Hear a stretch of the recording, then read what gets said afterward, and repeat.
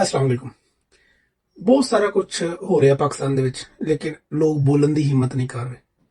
ਅੱਜ ਇੱਕ ਐਸਾ ਕਲਿੱਪ ਮੈਂ ਸ਼ੇਅਰ ਕਰਨ ਜਾ ਰਿਹਾ ਤੁਹਾਡੇ ਨਾਲ। ਕਲਿੱਪ ਦੇ ਵਿੱਚ ਤੁਹਾਨੂੰ ਨਜ਼ਰ ਆਉਣਗੇ ਮੋਹਿਤ ਪੀਰਜ਼ਾ ਦਾ, ਔਰ ਉਹ ਜਿਹੜੀ ਗੱਲ ਕਰ ਰਹੇ ਆ, ਜਿਹੜੇ ਉਹਨਾਂ ਨੇ ਸਵਾਲ ਚੱਕੇ ਆ, ਉਹ ਸਵਾਲ ਜਿਹੜੇ ਆ ਹਰ ਪਾਕਿਸਤਾਨੀ ਨੂੰ ਮੇਰੇ ਖਿਆਲ ਸੁਣਨਾ ਚਾਹੀਦਾ, ਔਰ ਇਹ ਸਵਾਲ ਸੁਣ ਕੇ ਇਹਦਾ ਜਵਾਬ ਲੱਭਣਾ ਚਾਹੀਦਾ, ਔਰ ਲੋਕਾਂ ਨੂੰ ਵੀ ਇਹ ਸਵਾਲ ਦੱਸਣਾ ਚਾਹੀਦਾ। ਇਹ ਸੁਣੋ जरा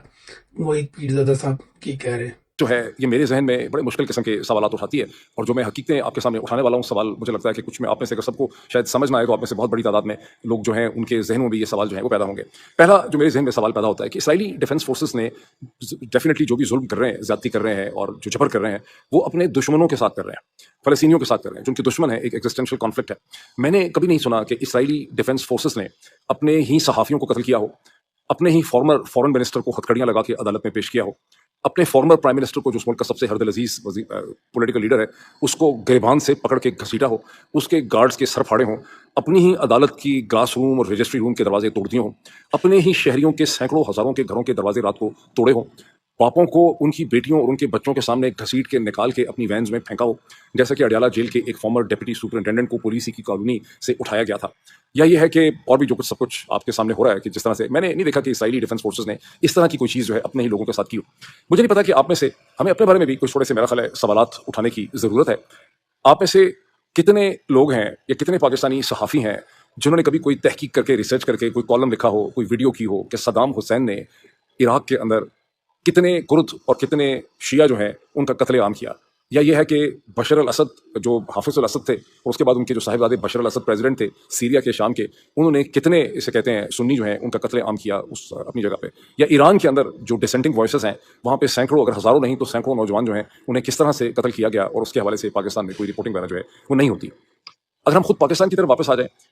तो 9/11 के बाद अर्सवाइल फाटा के अंदर सैकड़ों हमारे मिलिट्री ऑपरेशन हुए। मैं सिर्फ बड़े बड़े ऑपरेशन की बात नहीं कर रहा, जो फायर फाइट्स हुई, जो गन फाइट्स हुई, उसमें कितने लोग जो हैं वो मारे गए। सवात में क्या हुआ, जहाँ कहते हैं कि हेलीकॉप्टर से नौजवान लड़कों को फेंका गया। ये 2006 में नवाब अकबर खान बुख्ती के बाद से बलूचिस्तान में पूरी मिलिट्री कंट्रोल की सिचुएशन है, वहाँ पर कितने मिलिट्री ऑपरेशन की, कितनी गन फाइट्स हुई। कभी आपने सुना है कि इनमें से, या अभी हाल ही में कतलांग में जो ड्रोन स्ट्राइक हुई, इसको भी शामिल कर लें, इस तरह के सैकड़ों वाक़यात। कभी आपने सुना है कि मिलिट्री ने उसके ऊपर एक हाई पावर्ड कमेटी बनाई हो, उसमें कोई मेजर जनरल साहब को लगाया हो, कोई लेफ्टिनेंट जनरल साहब को लगाया हो, उन्होंने उसकी एक इंक्वायरी कमेटी की रिपोर्ट जो है वो पूरी दुनिया के मीडिया के सामने रखी हो, उन्होंने कहा हो कि हमारी एंगेजमेंट प्रोफेशनल नहीं थी, मिलिट्री के फलां यूनिट के अफसर जो हैं उनको हम डिसमिस करें, नौकरी से निकाल रहे हैं क्योंकि उन्होंने पूरे हकाइक जो है ऊपर तक मिलिट्री हाई कमांड तक नहीं आने दिए। या ये ड्रोन स्ट्राइक में जो मासूम मारे गए हैं, इसके अंदर हमारी लॉजिस्टिकल, टेक्निकल या इंटेलिजेंस की गलती हुई थी, हम उस पर माफ़ी मांगते हैं। जिन ऑफिसर्स ने सब कुछ किया था उनको नौकरी से निकाल रहे हैं, उनको डिसमिस करें। अगर आपने सुना हो तो मुझे भी बता दें कमेंट्स के अंदर। मैंने कभी नहीं सुना कि हमारे यहाँ कोई ऐसी चीज़ हुई।